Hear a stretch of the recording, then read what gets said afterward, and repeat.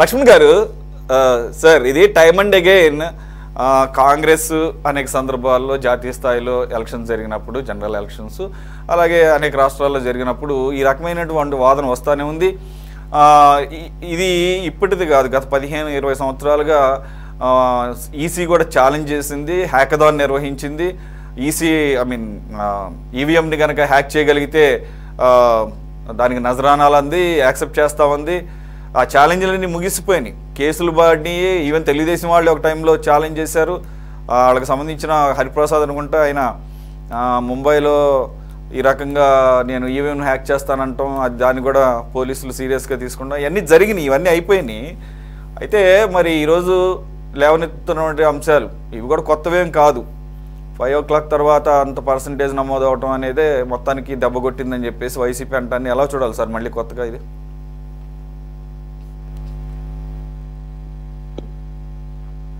81% polling అయింది. Last moment లో 1 hour ఉందనగా అప్పటి నుంచి 20% జరిగింది పోలింగ్. అంటే ఈవినింగ్ టైంలో 20% జరిగే అవకాశాలు ఉన్నాయా? జనరల్ గా ఇంకా అయిపోయింది టైం అని చెప్పి చాలా కాదు అని వీళ్ళ అనుమానం. ఇక్కడ జనంలో రియాక్షన్ ఉంటే కనుక ఓటర్స్ ఎలా ఉంటారు, గ్రామీణ ప్రాంతాల్లో పొలం పనులు, ఇంటి పనులు అవన్నీ ఉంటాయి, అన్ని వదులుకోరు, అవి చేసుకుంటూనే ఓటింగ్కి వస్తారు. మార్నింగ్ టైం అంతా పొలం పనులు ఉంటే ఈవినింగ్ 2కో 3కో ముగించుకొని చేస్తారు ఇళ్ళకి. చూసాం కదా మనం, రాత్రి పొద్దుపోయేంత వరకు క్యూలో ఎంతమంది ఉన్నా కూడా అంతమందికి ఖచ్చితంగా ఓదార్పు ఇవ్వాల్సిందే, వేసుకోవాల్సిందే. దాన్ని ఆపే శక్తి ఎవరికి లేదు. ఇప్పుడు సంవత్సరం తర్వాత వీళ్ళకి అనుమానం వచ్చింది, 20% ఎట్లా పెరిగింది ఉన్న ఫలంగా అని ఒకటి. రెండోది ఈవీఎం అంటే వాళ్ళు 20% జనం వచ్చి ఓట్లేస్తే వేశారు అనటం లేదు, ఈవీఎంలను ట్యాంపరింగ్ చేశారు ఆ టైంలో అనేది వీళ్ళ ఆరోపణ. ఈవీఎంలు ట్యాంపరింగ్ చేసే విషయం ఇవాళ కొత్తగా ఏమి లేదు. చాలా 2 సార్లు బీజేపీ ఎన్నికల ఎలక్ట్ అయినప్పుడు కూడా ఇది ఆరోపణ వచ్చింది. మొన్న కూడా మీరన్నట్టు ఎలక్షన్ కమిషన్ ఒకరోజు ఛాలెంజ్ చేసింది, అన్ని రాజకీయ పార్టీలు రండి, టేబుల్ మీద మా దగ్గర ఉన్నటువంటి కొన్ని ఈవీఎంలు పెడతాము, మీరు మీ టెక్నికల్ ఇంజనీర్లు ఎవరైనా సరిపించుకొచ్చి ట్యాంపరింగ్ అవుతుందో లేదో అక్కడనే చూపించండి. ఓకే, ఒకవేళ అనుమానం ఉంది, ఫలానా ప్రొద్దుటూరులో ఫలానా బూత్లో, లేదు ఫలానా విజయవాడలో ఫలానా బూత్లో ఆ ఈవీఎంనే తెప్పిస్తాం మీరు చెప్తే, దాన్ని టెస్ట్ చేయండి. అలా వాళ్ళు ఛాలెంజ్ చేశారు, ఛాలెంజ్ చేసి టేబుల్ మీద పెట్టారండి ఈవీఎంలు అక్కడ ఆఫీస్లో ఢిల్లీలో. ఎవరు వెళ్ళలేదు, కొన్ని పార్టీలు వెళ్ళాయి, వెనక్కి వచ్చాయి, ఎవరు నిరూపించలేకపోయారు.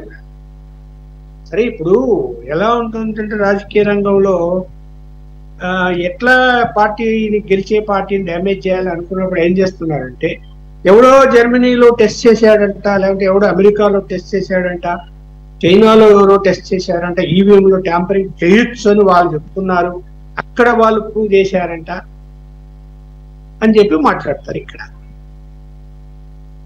అక్కడ అవన్నీ మేనేజబుల్, అవన్నీ వాడెవడో వాడికి అసలు వాడికి ఆ టెక్నాలజీ తెలుసునో లేదో ఒక ఈవీఎం పెట్టేసుకొని ఒక వీడియో తయారు చేసేసి ఈవీఎంలో ట్యాంపరింగ్ చేయొచ్చు నేను నిరూపిస్తా అంటాడు. వాడు రావద్దు, ఇండియాకి రమ్మని వాడు ఎవడో ఏదవా నిరూపించమని ఇక్కడ వచ్చి వాడు అక్కడ కూర్చొని ఎక్కడో ఈవీఎంలో నేను నిరూపిస్తా అంటే, ఇక్కడ ఒక సిస్టంలోకి మనం వెళ్ళిపోయాం, ఆధునిక టెక్నాలజీలోకి. సరే, అమెరికా వాడు ఎందుకు వెళ్ళలేదు, వేరే దేశాలు ఎందుకు వెళ్ళలేదు అంటే అది వాళ్ళ దేశం, వాళ్ళ ఇష్టము, వాళ్ళు దానికి అలవాటు పడ్డారు, నడిచిపోతా ఉంది.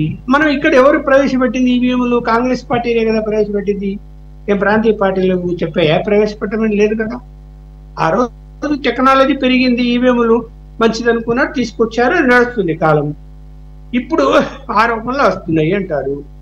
ఆరోపణలు వచ్చి ఇప్పుడు సంవత్సరం తర్వాత ఏం ఆరోపణలు వస్తాయి? మళ్ళీ అంతకుముందు మరి 155 సీట్లు వచ్చినప్పుడు జగన్మోహన్ రెడ్డి గారు ఈవీఎం ట్యాంపరింగ్ తో గెలిచాడని అంటే ఒప్పుకుంటాడా? గెలిచాడని లేదు కదా. మరి మీకు సీట్లు ఎక్కువ వస్తే ఈవీఎంలు ట్యాంపరింగ్ జరగలేదు, ఇప్పుడు 11 సీట్లు వచ్చాయి కాబట్టి జరిగాయి అంటే ఎలాగా? ఇది కరెక్ట్ అయితే కాదు, నిరూపించలేరు, అది సాధ్యమయ్యే పని కాదు. ఎక్కడన్నా ఏంటంటే ఈ ప్రింట్లు వచ్చేటప్పుడు ఎక్కడైనా స్ట్రక్ అయితేనో మళ్ళీ వాడు ఆన్ చేస్తే ఏమైపోతుంది, ఆ మూమెంట్ ఉన్నటువంటి ఒక 5-6 ప్రింట్ బయటికి రావు. సపోజ్ పవర్ ఫ్లక్సింగ్ ఉన్నా, బ్యాటరీ ఫ్లక్చుయేషన్ ఉన్నా కూడా అవి పడవు. బటన్ మళ్ళీ నొక్కుతారు, తర్వాత అవి జంప్ అయిపోతాయి. అట్లా తక్కువ కొన్ని ఉండొచ్చు, 4, 5, 10 అనుకో.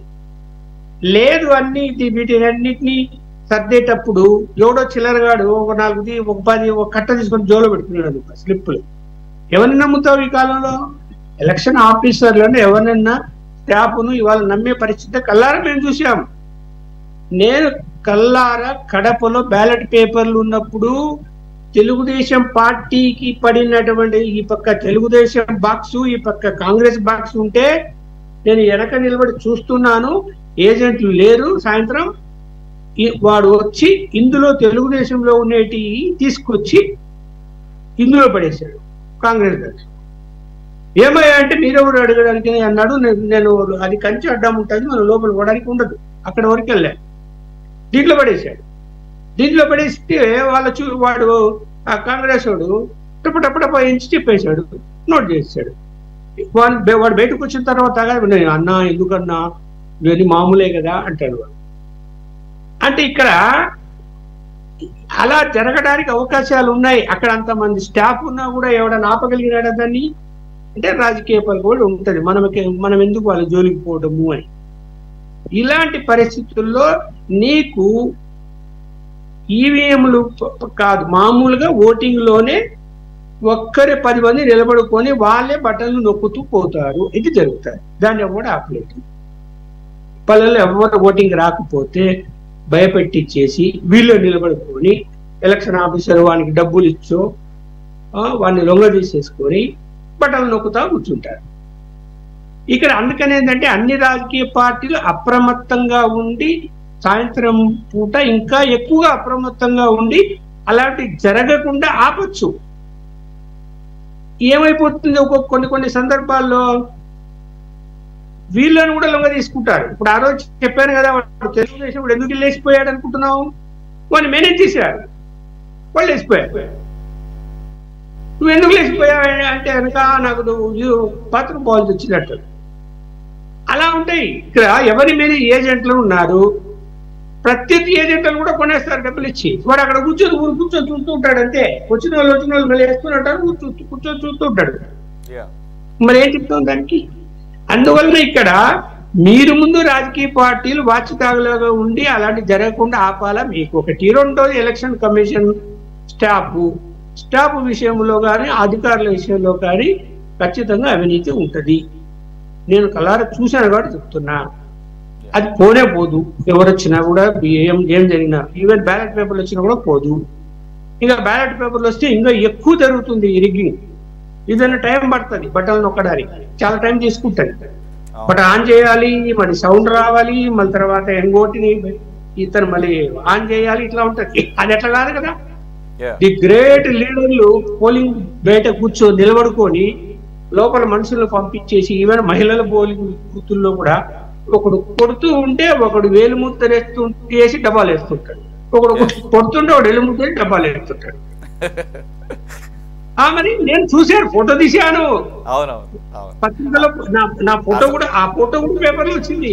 మహిళా పోలింగ్ బూత్ లో రిగ్గింగ్ అని. అసలు అరాచకానికి అంతుపొంతు లేదనే కదా ఈ దేశంలో. దాన్ని అటువంటి అరాచకత్వానికి అడ్డుగట్ట వేయలేవనే కదా టెక్నాలజీని నమ్ముకొని ఇప్పుడు ఈవీఎం లోకి వచ్చింది. అనుమానం రావచ్చు, ఎక్కడో ఒక చోట ఏదో పొరపాటు జరిగితే మొత్తం అంత అనుమానం కాదు. ఎక్కడ పొరపాటు జరిగిందో దాన్ని రీపోలింగ్ లేకపోతే మళ్ళీ రీకౌంటింగ్ పెట్టచ్చు, ఇవన్నీ చేసుకోవచ్చు. ఎవరు కాదు, చట్టంలో ఉన్నాయి కదా, రీకౌంటింగ్ ఉంది, రీపోలింగ్ అన్ని ఉన్నాయి, చేసుకోవచ్చు. అయిపోయిన తర్వాత రిజల్ట్ వచ్చేసి మొత్తం ప్రభుత్వం పాలన కూడా వచ్చేసిన తర్వాత ఈవీఎంలో గెలిచాడు, ఈవీఎంలో గెలిచారు, ఈవీఎంలో ట్యాంపరింగ్ చేశారు అని మాట్లాడుతూ. మరి ఏం చెప్పాలా? ఇప్పుడు మీకు పోలింగ్ పర్సెంటేజ్ ఎలా వచ్చింది, ఎంత డిఫరెన్స్ లో పోయింది, ఎన్ని సీట్లు అలా పోయాయి. ఇప్పుడు 240 ఓకే ఎగ్జాంపుల్ చెప్తా, 2500 ఓట్లు ఒకరికి వస్తాయి, 2505 ఓట్లు ఇంకొకరికి వస్తాయి, 5 ఓట్లైనా గెలిచారు. ఆ డిఫరెన్స్ అంటే అది కనిపెట్టి ఈవీఎంలు ఒక 5 ఓట్లు ఎక్కువ వేసిన గెలుస్తాడని 5 ఓట్లు ఎక్కువ వేస్తారా? ఎట్లా కనిపెడతారు దాన్ని చెప్పి? ఎన్ని ఓట్లు వేరే ఈ పార్టీకి పడ్డాయి, ఎట్లా నొక్కుతారు బట్టని చెప్పండి చూద్దాం. అట్లా నొక్కగలుగుతారా? ఇప్పుడు అన్ని గెలిచినటువంటి అంతే కదా, పర్సెంటేజ్ చాలా తక్కువ, చాలా తక్కువ. అట్లా అనుకుంటే కేంద్రంలోని బీజేపీ 242 సీట్లకు ఎందుకు పరిమితం కదండి? వాళ్ళు 400 కొట్టుకోవచ్చు కదా. అవును, అసలు వాళ్ళ కోరికను వాళ్ళ అంబిషన్ అది కదా, అగలీ బాద్ 400 పార్, 400 కొట్టాలని కదా. 400 తగ్గిపోయి 400 మెజారిటీకి వెనక్కి వచ్చి ఇప్పుడు 2 ఊతకర్రల మీద నడుస్తుంది తెలుగుదేశం, జేడీయూ అని ఊతకర్రల మీద. ఆ పరిస్థితి ఎందుకు వచ్చింది? Right, yeah.